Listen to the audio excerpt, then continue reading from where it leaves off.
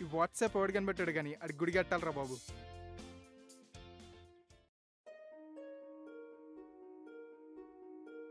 Shit.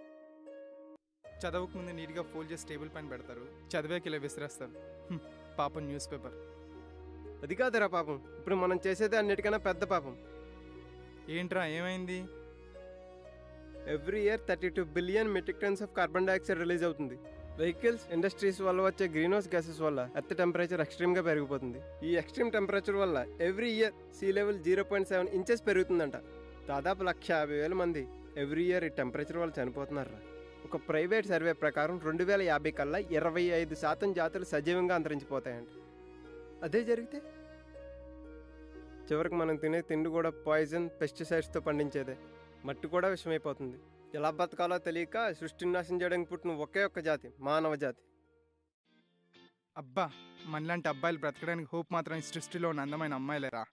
What the fuck you're doing man? నేను ఎంత సీరియస్గా మాట్లాడుతుంటే చాట్ చేస్తున్నావా? ఏంట్రా నీ బాధ చెప్పు. అమ్మాయితో చాట్ చేస్తుంటే ఫోన్ లాక్కుంటున్నావు. నీలాంటి వాళ్ళ వల్లేరా ఈ ప్రపంచం ఎలా తగలడింది. నువ్వే అక్కర్లేని విషయాల గురించి ఆలోచించి టైం వేస్ట్ చేస్తున్నావురా. మళ్ళీ నా టైం ఎందుకు వేస్ట్ చేస్తావు? ఇది టైం వేస్ట్ ఏంట్రా? Then what? ఐ అగ్రీ, చాలా పొల్యూషన్ జరుగుతుంది. గర్ల్ ఫ్రెండ్ కలవడానికి బైక్లో వెళ్తాం, లాంగ్ డ్రైవ్ వెళ్ళడానికి కార్ బయటికి తీస్తాం, దానికి పొల్యూషన్ అయిపోతుందంటే ఎలారా?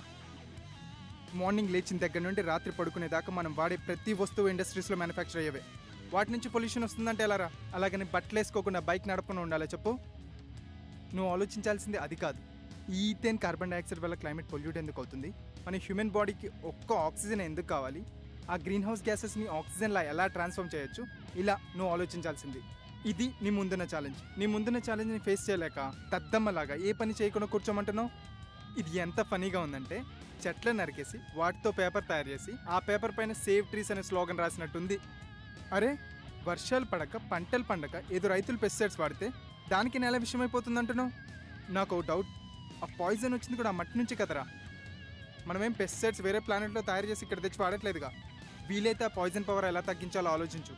5 రూపాయలు పెట్టి న్యూస్ పేపర్ కొని అందులో ఎవడో అది రాశాడను FB పోస్ట్ చూసో, వాట్సాప్ ఫార్వర్డ్ మెసేజ్ చదివో, బుర్ర పెట్టి ఏమాత్రం ఆలోచించకుండా 2 నిమిషాలు జనాన్ని, సొసైటీని తిట్టేసి ఏదో పెద్ద జీనియస్ లాగా అంతా నీకే తెలుసని ఫీల్ అవ్వకు. కుదిరితే ఛాలెంజ్ని ఫేస్ చేయి, లేకపోతే అన్నీ మూసుకొని కూర్చో. అంతా ఏదో అయిపోతుందనే తొక్కలో ఫీలింగ్స్ కోసం మన ఫ్రీడమ్ని చంపుకోవడం ఏంట్రా? తప్పు జరిగినప్పుడు ఆ తప్పుని తొక్కేయాలి, దాన్ని ఎలా రైట్ చేయాలని ఆలోచించాలి. ఈ ప్రపంచంలో తనకు నచ్చింది చేయగలిగే కెపాసిటీ ఉన్నది ఒక్క మానవ జాతికే.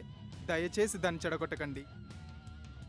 అయినా ఒకే రూమ్లో ఉన్న మన ఇద్దరి ఆలోచనలో ఎంత తేడా ఉంటే ప్రపంచంలో ఉన్న అందరి ఆలోచనలు ఒకేలా ఉండాలనుకోవడం ఎంత మూర్ఖత్వం.